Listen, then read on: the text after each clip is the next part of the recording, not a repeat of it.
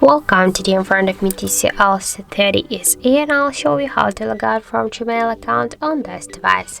So first you should go into the Gmail application, and after that click here on the right upper corner here, and now you can see that we're logging into 2 accounts at the same time. And now just to remove one or just to log out from one from these accounts here in Gmail application, we should just to log out from the Google account on our device. So how to do that? We should just click to manage accounts on this device, and after that here you'll see these are our 2 accounts. And now, for example, to log out from the first one, just click here and tap to remove account. After that, just confirm your action by click here to remove account.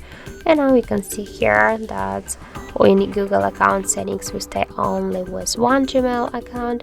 And now we'll just go back into the application, and here you can see that in the app we also stay only with one Gmail account. So that's it. Thank you for watching, and if you found this video helpful, don't forget to leave a like, comment and to subscribe our channel.